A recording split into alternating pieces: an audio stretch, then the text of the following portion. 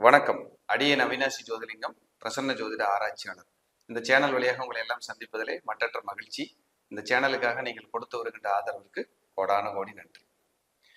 இன்னைக்கு பார்க்க இருக்கிற தலைப்பு கல்வியும் ஜாதகமும் உங்க குழந்தைகளின் எதிர்காலம் என்ன சொல்கிறது, அதைத்தான் இன்னைக்கு பார்க்கிறோம். இன்னைக்கு நிறைய நம்மளுடைய மக்கள், வாடிக்கையாளர்கள், பார்வையாளர்கள்லாம் முன்னிறுத்தி கேட்குற கேள்விகள்ல, சார் என் பையனுடைய படிப்பு எப்படி இருக்கும், அவர் நல்லா படிப்பாரா, படிப்பு ஏதாவது நின்றுமா, இல்லை ஆவரேஜா படிப்பாரா, ஏதாவது வெளியூர் வெளிநாடுகளில் படிக்கிற யோகம் இருக்கா, அங்கேயே செட்டில் ஆயிடுவாரா, இல்லை படிக்கிற போது ஏதாவது அவமானம் வந்துருமா, நிறைய கேள்வி. இந்த மாதிரி டெய்லியும் ஒரு 2-3 ஜாதகமாக இந்த மாதிரி ஜாதகம் நம்மளை பார்க்குற மாதிரி ஆயிடுது. அப்ப காரணம் என்னன்னா, நிறைய படிப்பு சார்ந்து பெற்றோர்கள் குழந்தைகளுக்கு நல்ல கல்வி அறிவை கொடுக்கணும் அப்படிங்கிறதுல தீவிரமா இருக்கு. அதான் காமராஜர் ஐயா சொல்லுவாங்களாம், எனக்கு தெரியாது, சொல்லி கேள்விப்பட்டிருக்கேன். படிப்பை கொடுத்துருப்பா, அவன் எப்படியாவது பொழைச்சிக்குவான் அப்படின்னு சொல்லி. என்ன நெகிழ்ச்சியான ஒரு வார்த்தை. காசை கொடுத்துருப்பா அப்படின்லாம் சொல்லலை, படிப்பு சொல்லி கொடுத்துருங்கப்பா, அவன் எப்படியாவது பொழைச்சிக்குவான் அப்படின்னு சொல்லுவாராம்.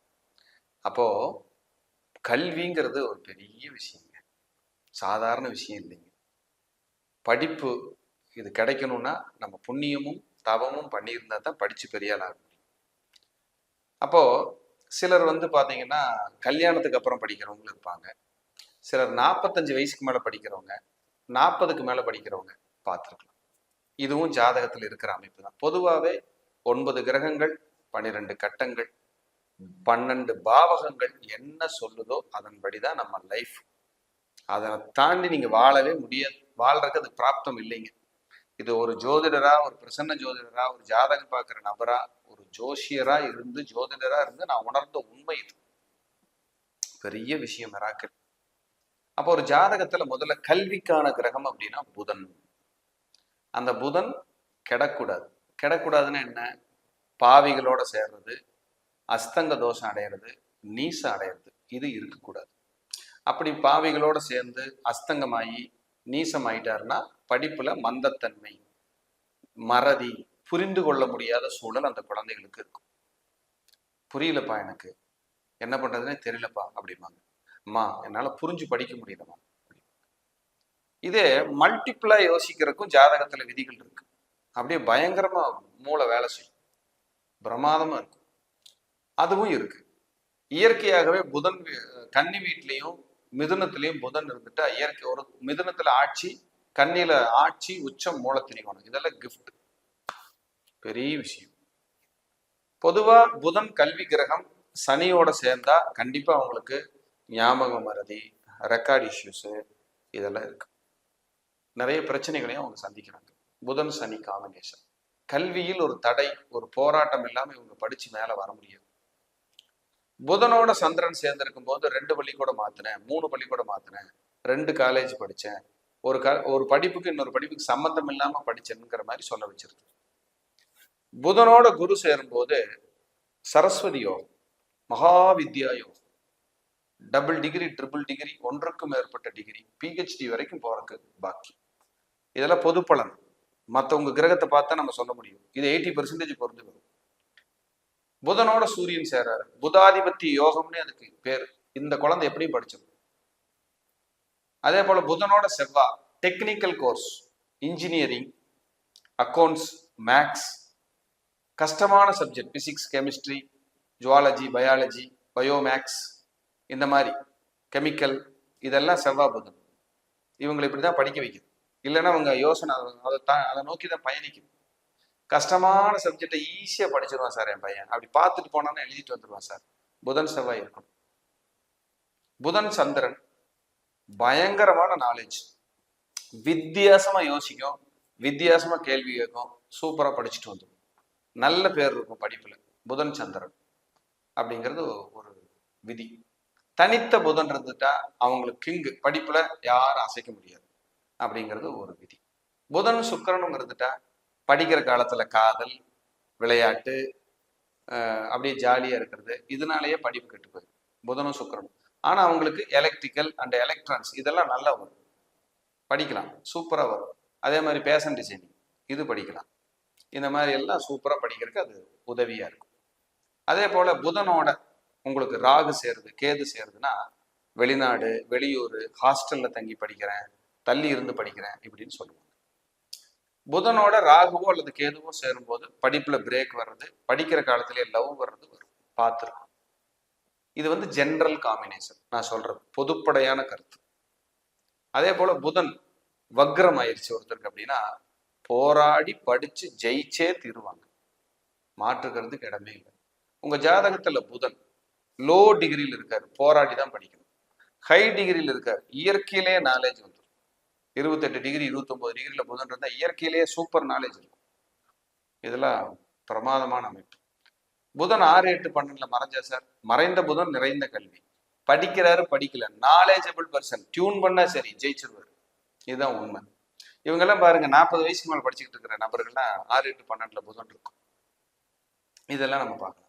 புதன் போய் யாரு பாவிகளோட ரொம்ப நெருக்கடியா நீசமாயிடுறாரு, அஸ்தங்கமாயிடுறாரு, அதுக்கும் அதிக பாவிகள் தொடர்பு கொள்ளுதுன்னா கஷ்டம், படிப்புல வந்து ஒரு சிரமங்களை கொடுத்துரும்.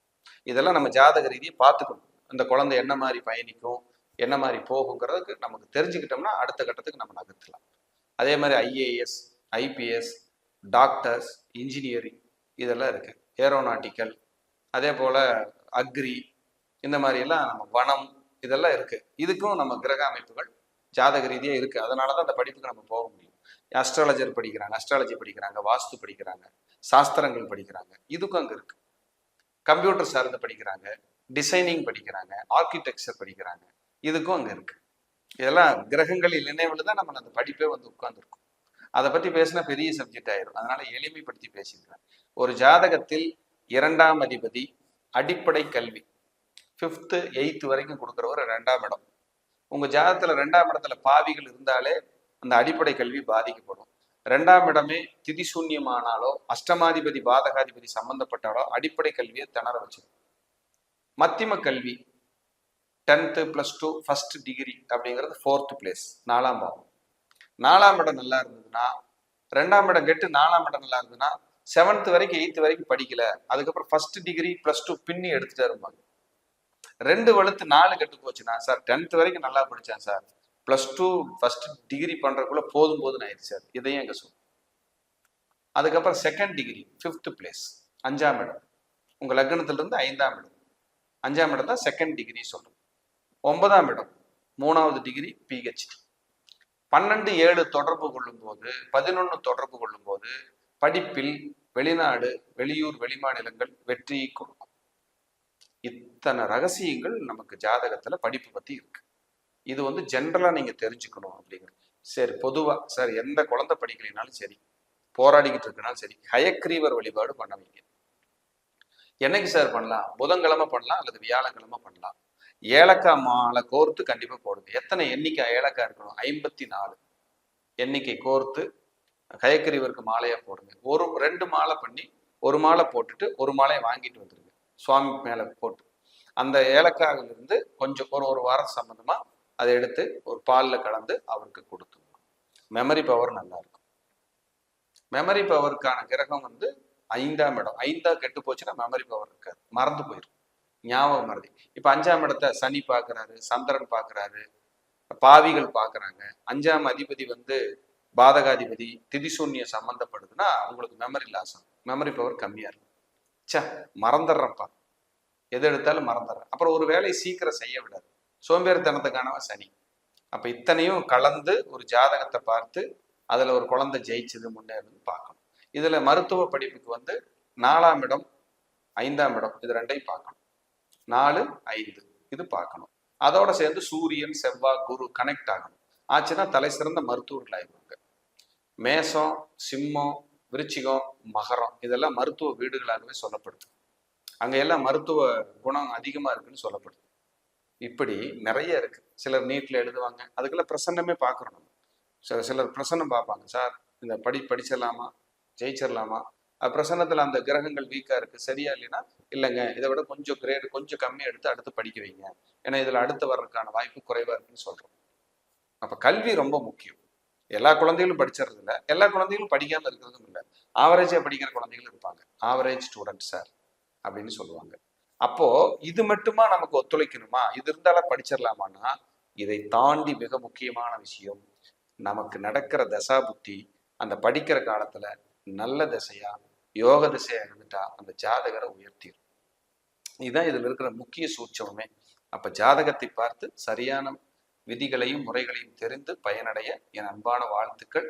இந்த இதை பதிவு பார்க்குற எல்லா பெற்றோர்களுக்கும் உங்களுடைய குழந்தைகள் அநேகமாக இப்போ +2 எல்லாம் எழுதிட்டு இருப்பாங்க, அவங்களாம் நல்ல மார்க் வாங்கணும் அப்படின்னு சொல்லி நான் எல்லாம் வல்ல வாராகியையும் மகா பெரியவரையும் புத பகவானையும் மற்றும் ஹயக்கிரியவரையும் மனதார வேண்டிக் கொள்கிறேன். நன்றி, வணக்கம், வாழ்க வளமுடன்.